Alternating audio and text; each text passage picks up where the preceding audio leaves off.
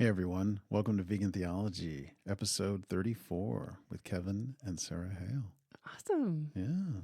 Hi, everybody. Let's learn something together today. Yeah. We are on chapter 3 of Rillera's book. Chapter 3 is titled Understanding Old Testament Sacrifice, Part 3, Ritual Cosmology. And I must confess, when I first saw the title Ritual Cosmology, I wasn't confident that I could define that phrase. Right. And he doesn't necessarily come out with like a explicit definition. I mean, you gather what it is as you read through. Right. But I did look it up to kind of get started. You could define cosmology as the study of the large-scale properties of the universe as a whole. A cosmology attempts to establish an ordered, harmonious framework that integrates time and space. And Rillera himself refers to the cosmology as Israel's priestly mapping of the world. As I put those together in my brain, I was thinking, yeah, it's basically their perception of reality, of how things got here, how things work, the lens through which you see the world. Right.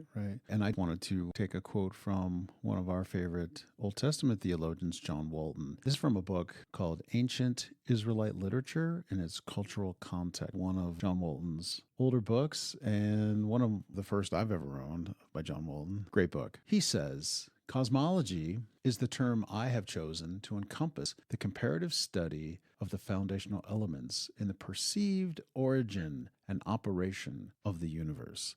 So that's interesting. Perceived origin and operation of the universe. I think that's everything right there. And it's just like when you think about the book of Genesis, and I know John Walton will tell you, Genesis is not a science book. It is the perceived origin of these people. How did they arrive here? What is their cosmology? What is their story? How did they originate? Yeah. And they seem to really focus on the purpose, the form and the purpose of all of creation, right? Right. It's interesting you say that because remember John Walton in his Genesis commentary, he goes big into, and we kind of covered it in one of our earlier episodes, form and function. If you go on YouTube and search John Walton, Genesis, you're going to run into his whole form function concept. If you get his Genesis commentary, you're going to run into that as well. A very ancient Near Eastern concept. Yeah. Rillera begins by saying we need to situate the atonement system within Israel's ritual cosmology before getting into the atoning sacrifices directly. We're still building the foundation here. We're still just laying the groundwork so that he can finally start to make his real points in this book. Right. So knowing Israel's priestly mapping of the world, or their ritual cosmology, is the important next step in this journey. In a nutshell, if I could, for those of you who want to know, like, what is their cosmology, he basically breaks it down into two distinct but related binaries, where apparently the Israelites see the world divided into the holy versus the common. And also, the second binary is things are divided between what is pure and what is impure. These binaries are distinct from each other, but obviously they relate to each other. What is common and what is impure, those are not synonyms. Something can be common but not impure. On the other hand, holiness and impurity are antonyms. They are opposites.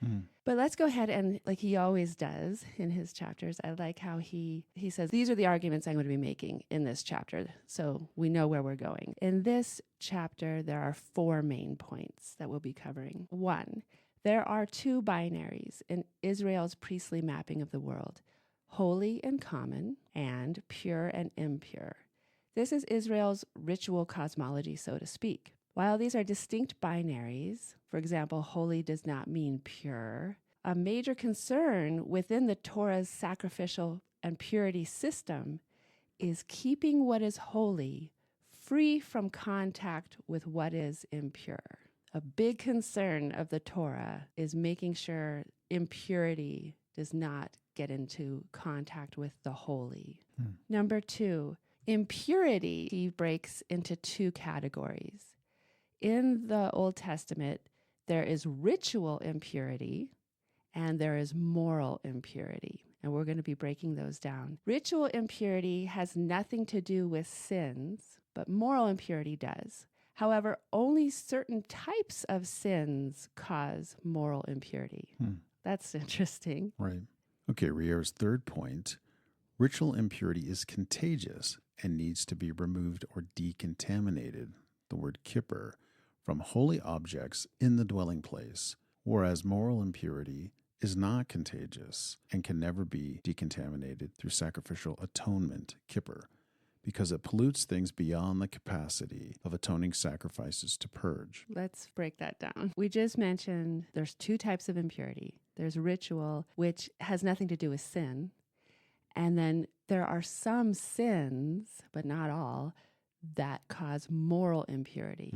Okay, so in this point, he says ritual impurity needs to be removed from holy objects in the dwelling place through sacrifice. But those few sins that cause moral impurity, they cannot be remedied through the sacrificial system because they pollute to such a degree, to such an extent that the capacity of atoning sacrifices is not great enough to purge that impurity. Oh, this is getting interesting. Yeah. Do you want to read number 4 as well? Sure. This is because, in addition to the sanctuary, moral impurity pollutes both the person and the land. However, the only things that can be decontaminated through kippur are sancta, holy objects in the dwelling place, not people and not the land. That word sancta is going to come up a lot in this episode. Sancta is the holy space. The Holy of Holies. Yeah, and beyond. The Holy of Holies is the center of the holy space, but everything in that space, all the holy objects, basically where God's presence is the sancta. Given those 4 points, now we will dive in. From reading this chapter, it becomes clear that one of God's major objectives is to teach the Israelite people that God is holy, that God is other. And one of the ways that that's pointed out is God teaches the people that impurity is connected to and leads to death, whereas holiness is definitely connected to life. And of course, God is the author and giver of life. Right away, God is saying, I'm not about death. I am about life. And I am holy. I'm not like you in some of the ways that the humans are showing up in the planet. And I was thinking, this idea of God being holy, that is revelation in itself in the ancient Near Eastern context. If you think about the pagan religion of the region during that period of time, the gods were very immoral, very fickle, very selfish, very unreliable. They were as bad as humans, if not worse than humans in their behavior. They were not to be trusted. So God is saying, no, the first thing we need to establish is that your understanding of what God is completely wrong. This word holiness comes into play. This word meaning other, rather than being common, what you see all around you going on is not who I am. And I saw in another book called Holiness, it's an InterVarsity Press. Do you still have that author, Kevin? Oh, yeah. It was actually 3 authors. Yeah, a book called Holiness, A Biblical, Historical, and Systematic Theology by Matt Ayers, Christopher T. Bounds, and Caleb T. Friedman. In that book, they ask this question, is the tragedy of human life all there is? Are conflict, suffering, betrayal, corruption, and death the beginning, middle, and end? The religions of the ancient Near East consistently answer yes to all those questions. And they go on. This idea that God is trying to teach them, first of all, I'm not like that. I'm holy. This was probably very mind-blowing to them. It also caused me to think, though, in terms of our theology, do we still adhere to this breakdown that there are things that are common or profane versus sacred and holy when we look around creation? Yeah. Because to be honest, I feel like my theology has become more and more that everything has God's fingerprints. Right. And everything that is a creature of God is holy in a sense because it is the child of God. Right. It's a great point. We could have many episodes on this topic alone. In America, especially Protestant circles, this pietism came in and there was this idea of separation. There are different models of how Christians interact with the world. There's what some might call the Anabaptist model, where they separate, the holy Christians separate themselves from the world. And then there's maybe more of a Lutheran view. I'm familiar with the book Heiko Oberman, right? He wrote a book called Luther, A Man Between God and the Devil. And I feel like that was Luther's view, that we're in the thick of it. Like, it's a battle every day. We're trying to be righteous people in a fallen world, in a evil world. And another view where people just integrate themselves into the world, and they're maybe no different than the world. And I agree with you, though, at the end of the day, that's just how we as Christians or God's people might relate to the world. But I agree with you more and more. This is all God's creation, all of it, everything. The job of Christian stewards is to expand God's holiness throughout creation. And I feel like that was the point of Eden. That was the point of Eden. God created an Eden that was perfect, that was a temple. And the idea, the charge for humanity, the charge for Adam and Eve was to expand that holy temple across the entire earth. In Israel's context specifically, fast forward from creation, Adam and Eve and their commission, then we go to Israel. God's trying to do the same thing with a whole people. Right. This InterVarsity book was defining holiness as, I am nothing like you humans. And I get where they're going with that, but I feel like we need to nuance it a little bit differently, because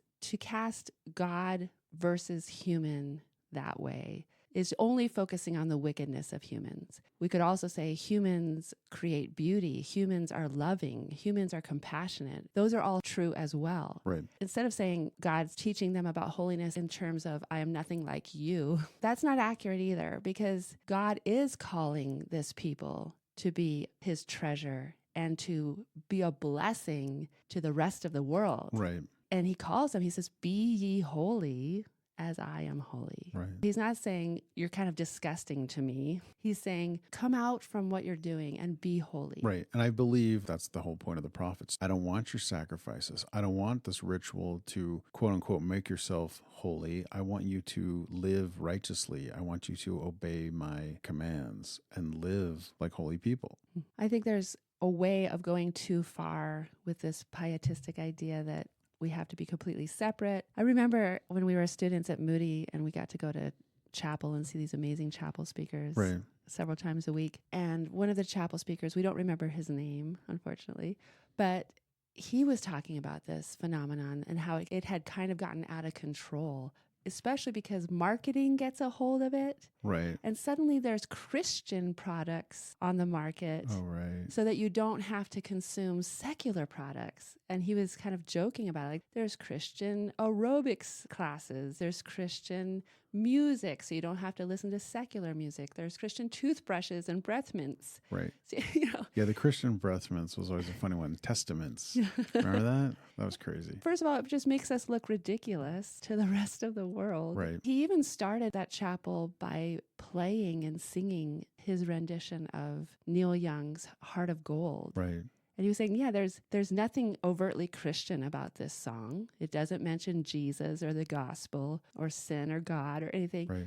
But could you think of a more Christian song? Right. And a more truth-telling song about the human condition and our search for something transcendent, our search for true love in the world? Right. It's a gorgeous, beautiful, inspired song. Right. And just because it's quote-unquote secular, as a young college-age Bible school student, I think that was the beginning of some new growth in my heart. Right. I remember that chapel. That was huge when he did Heart of Gold. It was transformative. Yeah. But God, again, with the Israelites, first of all, this set the tone that I am holy. I'm not like what you believe God's to be. God starts out by defining holy as those things which are for special use, related to Israel's cult and therefore to Israel's God. To be holy is to be dedicated in some sense for special use in proximity to God. We remember from last week, Aaron and Aaron's sons were designated as holy priests. Mm-hmm. And they went through that metaphysical transformation into a greater degree of holiness when they became priests. So they would be considered holy.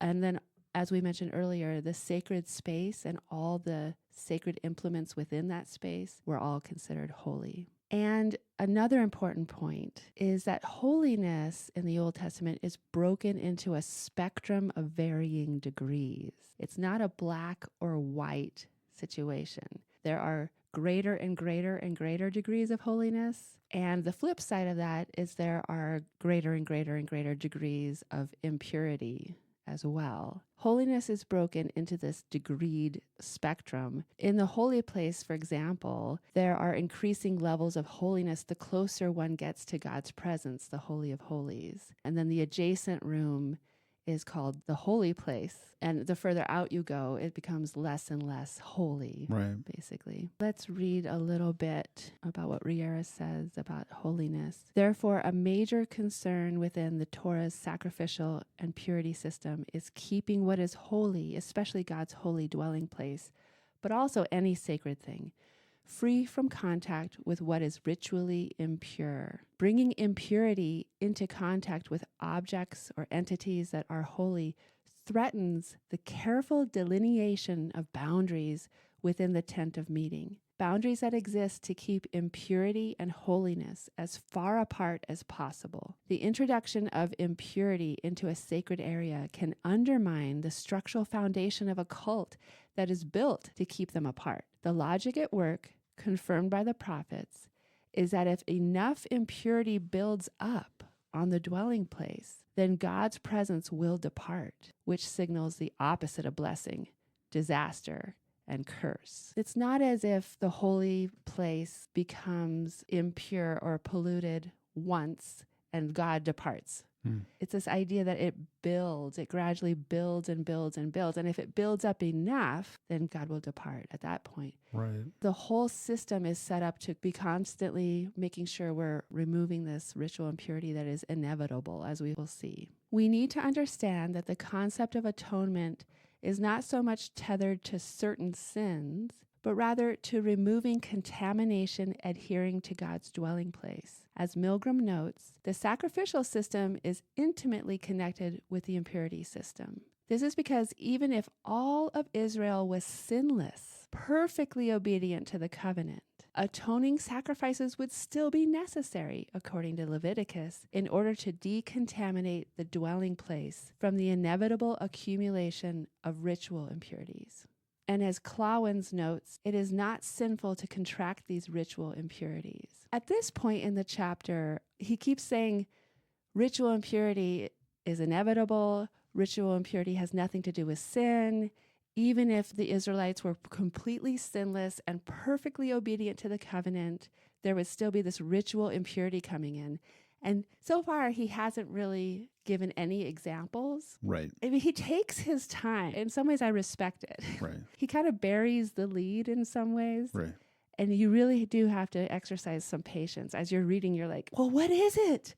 And how does this happen? Right. So we just have to be patient. The answer is forthcoming. Reading from Rillera.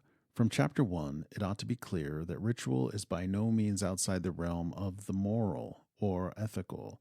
Recall it is precisely through proper rituals of slaughter, proper blood manipulations, and burning at the ritual appropriate place, that killing an animal is morally transformed from a murder into a not a killing that serves a sacred gift or means of decontaminating the sanctuary. Leviticus 17. This moral framework is only possible and facilitated in and through ritual. Ritual is not amoral. Yeah. He's separating impurity into ritual impurity and moral impurity, but then he's still saying they're still related. Ritual is very much related to what is moral and immoral. Right. One of the things he mentions in the book is that if you don't follow the rituals all the way, if you commit a ritual impurity or you get scales disease or you touch a corpse, there's a whole ritual you have to go through. If you don't complete the ritual, that turns into a sin. It turns into a moral issue. Right, that turns into a moral issue. Yeah. That kind of thing.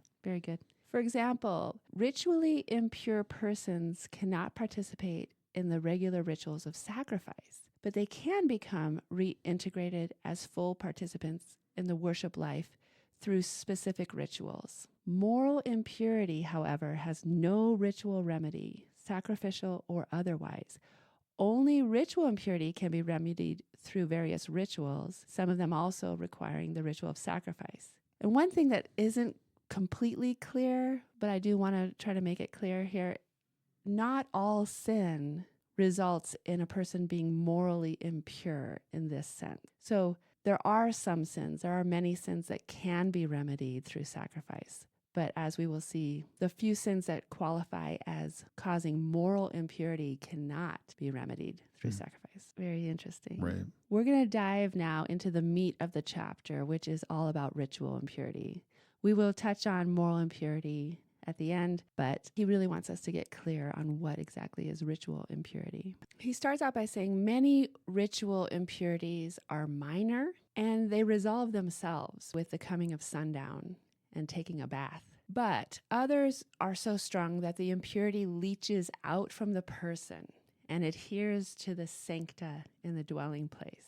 Atonement, kippur, is a ritual procedure that removes the contamination of these impurities from the sanctuary so that God does not abandon it, thereby leaving Israel vulnerable to inevitable catastrophe. This is why atonement would be necessary even if everybody in the community never sinned. And this is also why thinking of atonement only in terms of doing something about sins is deficient.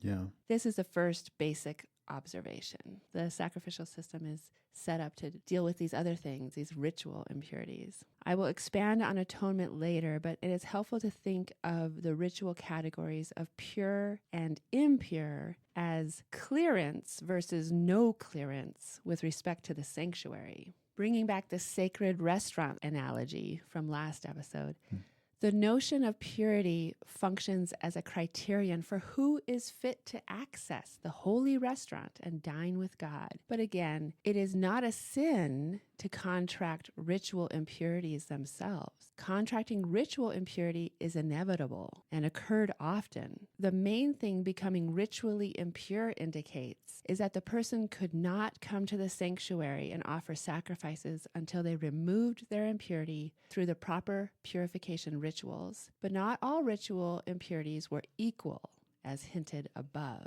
And again, as I'm reading this for the first time, I'm starting to go crazy because he hasn't yet given any examples or definitions of how someone becomes ritually impure. And so, I don't know, if you are like me and you're just dying to know what he's talking about, I think the next couple of examples he finally does give are giving birth and getting scale disease. And if you think about those two things, giving birth and getting a scale disease, these are both considered major ritual impurities, but neither one of those are sins. Right. As he has indicated, there are minor and there are major when it comes to ritual impurity. The minor impurities only affects the person in question, and they dissipate with time and water washing. The major ritual impurities affect both the person in question and the sanctuary, and so also require an atoning purgation sacrifice to purify the sanctuary from the impurity. Right. Now, a minor impurity can develop into a major impurity. That happens if it's not dealt with properly at first. And letting that happen, whether that be intentionally or not intentionally, is considered a sin at that point. All a person has to do to avoid that from happening is bathe every day as a precaution. Because at sundown and with a bath, those ritual impurities dissipate. Right. And they will never become a major problem. Getting scale disease or giving birth are not sins, and both are classified as major impurities, and as such require a purgation sacrifice in their purification process. Therefore, major impurity itself is not a sin. Only failing to bathe by the evening after contracting a minor impurity is considered a sin. Ritual impurity is the only type of impurity that is contagious. It spreads mainly through direct contact. But scale disease and corpse impurity, so that would be the third example of ritual impurity, corpse impurity, spread by overhang, that is, by being under the same roof as a corpse, or someone who has scale disease, or in a house infected with fungus. So that's our fourth example of a ritual impurity. Right. This secondary contamination from any impure source is considered a minor impurity. Moral impurity is not contagious, however. So interesting. Ritual impurity, contagious. Moral impurity, because of a sin, is not contagious. Yeah. Touching a morally impure person or being with them in the same room does not render one impure as well. Ritually or morally, someone who is morally impure can come to the sanctuary and offer any sacrifices, so long as they are ritually pure. Yeah, that is so strange to me. It really is. I feel like there's way more to understand here. I know. And I love how Rillera does a really wonderful job of breaking things into simple categories. But for anyone who ever tried to read through Leviticus and understand all of the different, it feels like there's an endless number of rituals and sacrifices. Right. The fact that he's able to at least sort things, help us sort what goes where and what with these simpler categories is really a heroic feat. He benefited from the work of Jacob Milgrom. Milgrom, I would assume, yeah. I think Milgrom really, his work was a seminal work, his Leviticus commentary. But even with reading this very helpful, simplified content, yeah, you definitely still have the sense that there's obviously so much going on here that I don't understand. Right. And this does help for sure. Big categories. Mm-hmm. Importantly, the contagious aspect of ritual impurity means most people would be ritually impure most of the time, especially because becoming impure was not itself sinful.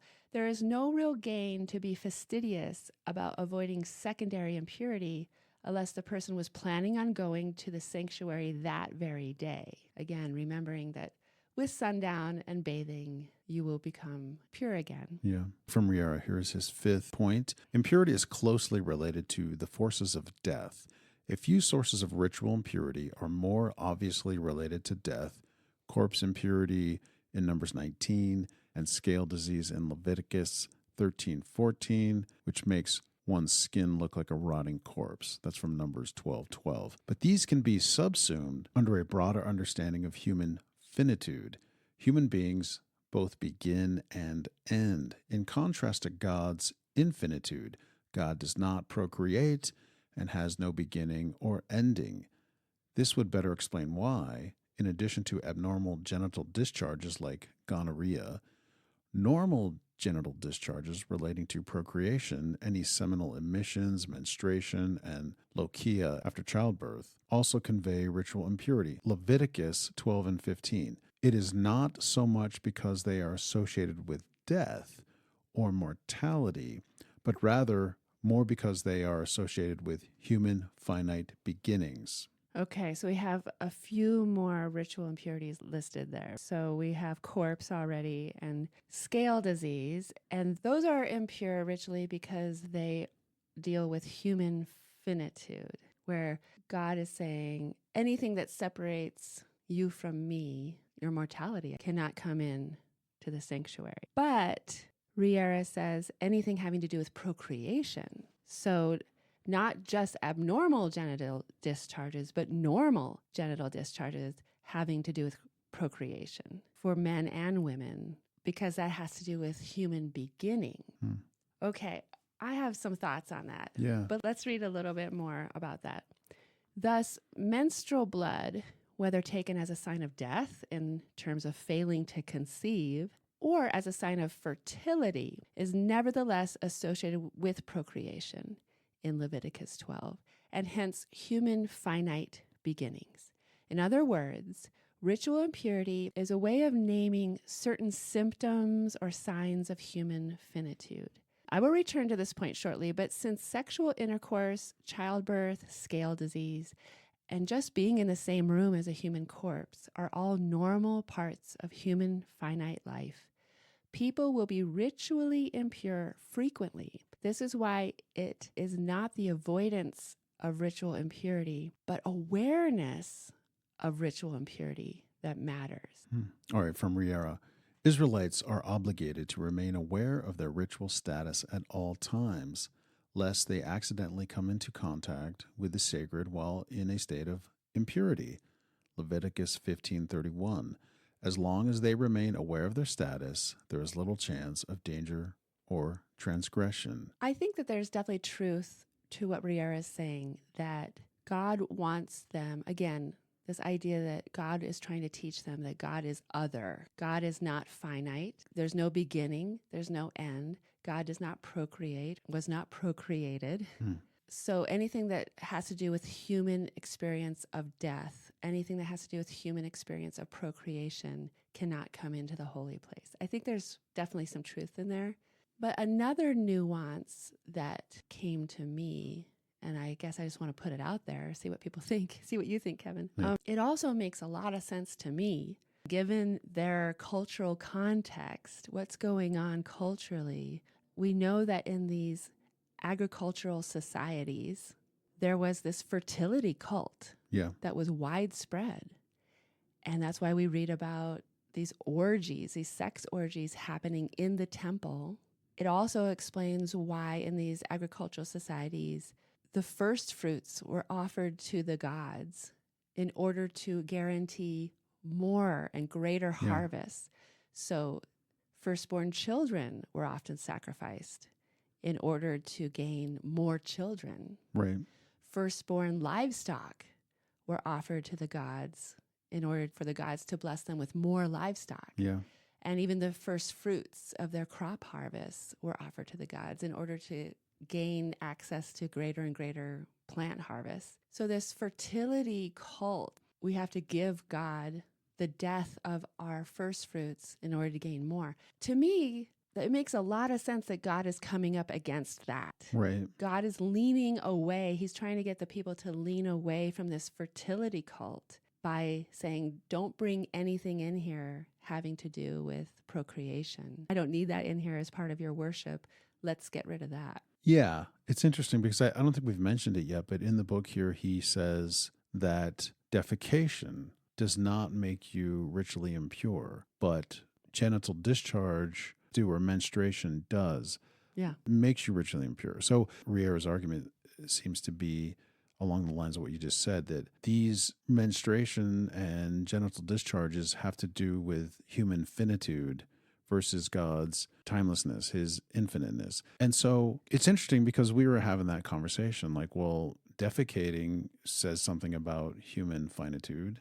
Exactly. Right. I think that might be what started me down this thought path, because his argument seemed to break down a little bit for me that urine and feces does not make one ritually impure, but procreative discharges do. Right.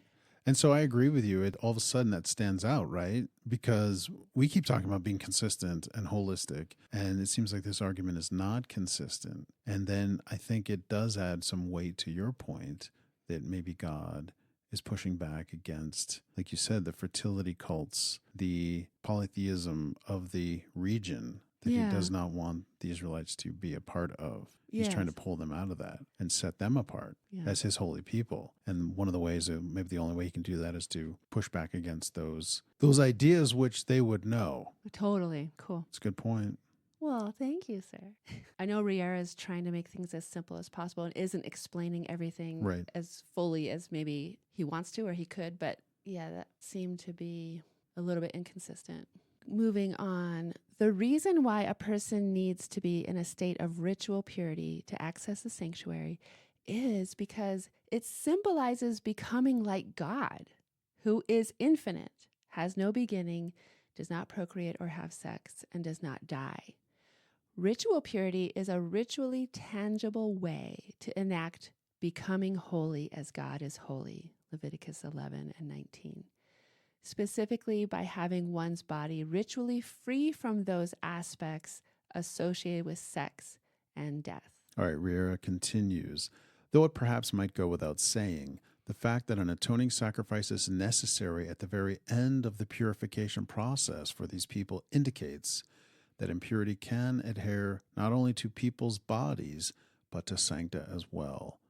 Milgrom explains it this way. Let electromagnetism serve as an illustrative analogy. The minus charge of impurity is attracted to the plus charge of the sanctuary, and if the former builds up enough force to spark the gap, then lightning-like it will strike the sanctuary. Hence, the accumulating danger if impurities go unaddressed. The atoning sacrifice removes the minus charge of impurity. Importantly, then, it is not enough for one's body to be ritually pure after contracting a major ritual impurity. The sanctuary needs to be purified as well. Neat analogy. Yeah, it's interesting. Part of what fascinates me is the gradual nature of this. A little bit of a negative charge wouldn't do anything. It's too significant. Right. But if enough of this negative charge builds and builds and builds and builds, then we have a problem. Right. So this is gradual building. Well, that was one of the biggest questions for me after reading this chapter was, like, as an example, say somebody, I don't know, gets scale disease. And then once they're clear from scales disease, then they have 8 days to go through this ritual. And I think on the 8th day, then they would offer a sacrifice and they would be ritually pure. So my question was, let's just say they go to the sanctuary and they make the sanctuary, they get their impurity on the sanctuary and somehow it's figured out and then they leave. But then the next person shows up. Like, at what point does it stack up in the sanctuary that all of a sudden the sanctuary is impure, that people can't show up to offer their sacrifices? And who's keeping track of that? Yeah. Do you know what I mean? Like, and so what if, like, because my first thought was, oh, does that mean they can't use the sanctuary as soon as it becomes impure? But that would happen constantly. That would be, do you know what I mean? Yeah. It would just, at what point, so how far does it stack up? And I think the analogy by Milgram here, and I think what we were also saying is that it is this, things become decontaminated after a period of time or after a period of occurrences. It reminded me, I had a boss who worked at a nuclear power plant, and every day, like on Monday, everybody would have their own personal little radiation meter that they put on their lapel so that everybody could see. And throughout the week, they would wear that one pin, lapel pin, on their, lapel. And throughout the week, if they were exposed to enough radiation and that thing hit a certain level, they were done for the week. They had to go home. If you didn't hit your radiation until Friday, you had to do a whole week's worth of work. But let's just say you hit your radiation level on Wednesday, you're going home. So I just wonder, like, it might vary given the circumstances. It might vary given your job, how close you are to impurities. You know what I mean? But I don't know. It just got me thinking about a lot of that. And I also know, like, one of the things I did in Montana is I worked for a rural fire department, and when it comes to like hazmats, it's all about diluting the situation. If a truck were to tip over that has some hazmat material, the whole point of using foam and water is to dilute the poison, is to dilute the contamination site and the people. And even when you, a firefighter, are done, you have to kind of go through this whole ritual of decontaminating yourself and how you take your uniform off, all of it and what you do with it. And it's a matter of maybe not being 100% clean of exposure, but it's diluting that exposure. So it's time and dilution to get you to a place of health. And I'm assuming this was a constant conversation between God and the people, God and the priests, God and Moses, later God and the prophets, that when contamination was being built up and not dealt with, God would probably have something to say about that to the people, right, to make them aware. But yeah, it doesn't seem, at least from what we've read so far, that the people necessarily know where the threshold is. Right. And so it's just a matter of doing your best, I think, day by day. Right. And I also wondered about that in terms of people, each one of us. We're all different. We have different personalities in terms of some of us adhere to the rules more than others. Right. And what if you had an Israelite who went in and didn't necessarily care about the rules and wasn't keeping track and wasn't policing themselves? Who figures out how decontaminated a person is, right? Yeah. And how much exposure they're giving off. Rillera says, just like there are varying degrees of holiness, a person can be in varying degrees of ritual purity. It is more complex than being either pure or impure. To better grasp this, we need to remember that what makes an impurity major is that it is so potent that it becomes airborne, as it were, and travels from the person's body onto the sanctuary. Even if the person no longer has scale disease, for instance, They are deemed ritually pure in one sense, even though they still have the responsibility to remove the impurity on the sanctuary generated by their body when they had scale disease. Hence, the multi-step purification process outlined in Leviticus 14 that was discussed in the last chapter. There are 3 stages in their purification, and at each stage they are declared pure. In addition to being called pure, once they no longer physically suffer from scale disease, this indicates there are increased degrees of ritual purity that the person goes through at each step. What all of these major ritual impurities have in common is that the last and final stage of becoming pure again is always coming and offering the required purgation sacrifice. And at that point, the person is finally able to eat the sacrificial foods again. This ultimate stage of purity means that they are able to participate in the sacrificial liturgical life of Israel and eat that sacrificial food once again. Therefore, both of these observations about the use of pure in Leviticus and the rabbinic interpretations indicate there are varying levels of ritual purity a person can be in. Rillera says, I state here what is already implied, but needs to be made as clear as possible.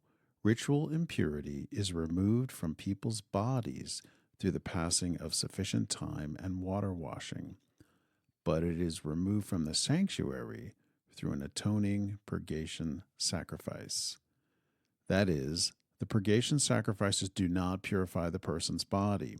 Their body already must be made pure before they can even access the sanctuary to offer the sacrifice. The atoning purgation sacrifices only purge the sanctuary, but it is removing that person's specific impurity from the sanctuary. And until this final step in the process for a major ritual impurities is completed, the person is necessarily isolated from the worshiping life of Israel because they cannot start enjoying, say, the well-being sacrifices until they have dealt with the impurity on the sanctuary for which they are responsible. This penultimate stage of purity is the stage when one's body is fully purified because they no longer transmit impurity to anything, common or holy. And the requirement to offer a purgation sacrifice for the ultimate stage of purification is not because it is inherently a sin to generate impurity on the sanctuary, but simply because impurity just needs to be eliminated from the holy dwelling place. That kind of goes back to what I was saying earlier. Like, you have this major impurity, you say you have scale disease, you touch a corpse, you have to be separated from the community, and then once you're clear of, say, scale disease, you're healed, then you have to wait an additional 8 days before you can offer your sacrifice, your purgation sacrifice. So in that period of time, and because it says here that your atoning purgation sacrifice only purges the sanctuary, it is removing that person's specific impurity from the sanctuary. So that's my point, is that your impurity is remaining there from the time that you're sick to the point that you get healed. 8 days later, it's still there. And that's my point. That's what I would keep wondering about is, well, isn't it infecting everyone else in the sanctuary who comes in? And also, you're ritually pure, but when you go to offer your sacrifice on the temple, aren't you going to get reinfected? I mean, it's interesting logic, right? Because your body's clean. Now you're going to offer your sacrifice, but until you offer your sacrifice, your sin, your specific impurity is not removed from the sanctuary. Well, aren't you going to get reinfected when you go offer your sacrifice? Yeah, it doesn't seem like contamination goes that direction. Right. From the sancta to the people. I know. So. It's an interesting logical question. All right. He summarizes ritual impurity this way. At the end of the day, it is necessary to realize that there are distinct ritual remedies for removing impurity from one's body and from the sanctuary. Removing impurity from the body, whether it be a minor or major impurity, is accomplished through the passing of sufficient time and a water washing, hence the repeated use of water for removing corpse impurity. But removing one's impurity from the sanctuary is accomplished through a purgation sacrifice. This will be an important point when we come to discussing how atonement functions with respect to the sanctuary and the sinner, as well as the prophetic appropriation of the purity and sacrificial system in the next chapter. But before we get to discussing how the purgation sacrifices also purge sins from the sanctuary, we need to discuss the category of sins that cannot be remedied through sacrificial atonement, moral impurity. Now we're going to move into moral impurity. Certain sins, like ritual impurity, contaminate the sancta, and that contamination needs to be removed through the ritual decontamination process of atonement, just like the ritual impurity does. But not all sins can be eliminated from the dwelling place through sacrifice. Anything that deems a person morally impure, and as it turns out, there are 3 main sins that make a person morally impure, those actually cannot be dealt with through sacrifice. That's what we need to focus on next. Okay, number 1, except on the rare occasion of neglecting to bathe, ritual impurities have nothing to do with sin. Moral impurity is caused by only 3 categories of sin. These are sexual sins, worship of other gods, and bloodshed. Okay, so just to get those in our head, the 3 sins that create moral impurity are sexual sins, idolatry, basically, worship of other gods, and bloodshed. That means like lying, bearing false witness. Yeah, dishonoring your parents. Stealing, cheating. Those are all covered through sacrifice, but these ones are not, which is pretty serious. Number 2, unlike ritual impurity, moral impurity is not contagious, nor does it bar access to the sanctuary. Although the one who commits these sins is considered impure, one need not bathe subsequent to direct or indirect contact with an idolater, a murderer, or an individual who committed sexual sin. Moral impurity does not translate into ritual impurity, hence the qualifier moral, to distinguish this from ritual impurity, which is contagious and would prevent access to the sanctuary. Number 3, ritual impurity can always be dealt with through the proper rituals of purification, and the sanctuary is purified with a purgation sacrifice. But moral impurity has no sacrificial remedy. Number 4, one of the more obvious reasons for this is because the sins that produce moral impurity for the person and the sanctuary also render the land impure and polluted. But atoning sacrifices are only ever said to purify sancta, which I will further detail below. Here I simply note that the purgation blood only decontaminates the object that receives the blood, nothing more. So the atoning sacrifices are impotent to purify both the sinner and the land itself. So that's new. Yeah.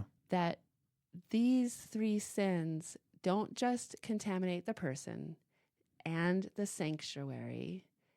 These sins also contaminate the land itself. Right. Number 5, since the polluted land cannot be expiated or atoned by ritual, the expulsion of its inhabitants is inevitable. This is why moral impurity is a significant threat for Israel in Leviticus and Numbers, and the prophets, as we will soon discuss. The fact that atoning sacrifices have a limited decontaminating function can be easily observed in 2 cases. First, Numbers 35:33 states, "No atonement can be made for the land that is made impure or polluted. Only exile of the community or death of the offender purges the land." Second, there is a ritual prescribed in Deuteronomy 21:1-9 to purify the land from blood guilt. But importantly, this is only in the case of an unsolved murder. This is the ritual exception mentioned above. But this ritual proves that the Day of Atonement was never thought to address moral impurities like murder that pollute the land. If Day of Atonement was thought to deal with such sins, then unsolved murders would be ritually dealt with on that day. The need for a special ritual necessarily indicates that the author did not think the Day of Atonement had the capability to deal with bloodshed polluting the land. And this is for a good reason. The Day of Atonement cannot, by definition, deal with sins that pollute the land because atoning sacrifices simply do not have the capacity to purify land. If the murderer is known, then they need to die, or the entire community is in danger of exile due to the polluted land. Sacrifices in general cannot purify the land. This includes even the atoning sacrifices on the Day of Atonement. The land heals after it vomits its inhabitants out, as in exile, and gets sufficient rest. Analogously to how time has a purifying role for ritual impurities, time similarly has a purifying role for moral impurities. Therefore, exile is not only the dreaded consequence of moral impurity polluting the land, but this time away from the land is also the ultimate purifying agent for not only Israel as a community, who also need to humble themselves and repent, but also the land itself. After sufficient time has passed, then Israel will be able to inhabit the land once more. I was really taken with this concept of time having a healing and purifying effect. Well, I know we've always heard that truism, time heals all wounds. Yeah. But I feel like after reading this, it really hit me. Wow, there is something about time. Mm-hmm. Yes, some wounds are so deep, is what it made me think about, that time itself is part of the medicine. Time apart, even. You know, the value of separation at times between two parties, just to give time a chance to start to heal, is really interesting that God utilizes time. Yeah, it is. Let's look at how he concludes this, and then we'll have our own thoughts about it. I always like how he gives a really nice, succinct summary to help make sure we get the concepts. As shown, the atonement system is anchored in Israel's ritual cosmology, consisting of two binaries, the holy and the common, and the pure and the impure. This system aimed to keep what is holy, most particularly God's sacred dwelling place, either free from contact with what is impure, or to decontaminate the sancta before too much impurity accumulated. There are two types of impurity that we labeled ritual and moral to delineate the similarities and yet key differences across the use of purity language in the Torah. On the one hand, ritual impurity has nothing to do with sins, but it is contagious. It can be removed from the body most often through a combination of time and water washings, and it can only be removed from sancta through atoning sacrifices. On the other hand, moral impurity is not contagious and cannot be removed through atoning sacrifices. This is because moral impurity polluted both the person and the land, and only sancta, holy objects in the dwelling place, can be decontaminated through atoning sacrifices. These points are crucial for understanding the functions and limitations of atoning sacrifices and the so-called prophetic critique of sacrifice, to which we now turn. Ooh. The so-called prophetic critique. What's he doing? I'm very curious. Yeah. One of the effects of reading this chapter for me was a little bit of a sense of hopelessness in terms of this moral impurity. If you are a person who happens to have committed sexual sin or idolatry or bloodshed, the only recourse for you is either your death or exile for all the people. And to me, that feels a bit hopeless. Yeah. So I'm really curious to learn more about that. But I really did enjoy this chapter. I enjoyed the imagery of the ritual impurity building up in the sancta. And then the remedy and the idea that God is just trying to communicate a sense of holiness and otherness compared to the gods that their culture believes in, which were, horrible, evil gods. I really, most of all, I think, I like how at the beginning, holiness is described as being about life, life-giving, and impurity is about death. So for me, that resonates. Holiness is about life, not death. God is a God of life, and God stands against death. Holiness to me also means love, which is, again, very different than what the ancient Near Eastern person thought of when they thought of God. Life, not death, love. So even within this technical, sometimes feels legalistic and dry context, you still feel the goodness and the love of God, the life-giving aspects of God coming through, Yeah. which is beautiful. Yeah. Yeah, it was an interesting read. Obviously, he's building a bridge to the next chapter. I'm very curious to hear his point about the prophets, because we know the prophets spoke about sacrifices a little differently than what's mentioned in the Torah and maybe some of the historical books. So I am very curious to hear what's going to happen here Yeah. from his point of view. As always, we love you and we thank you for joining us on this journey and hope you have a wonderful day. Yeah. Later.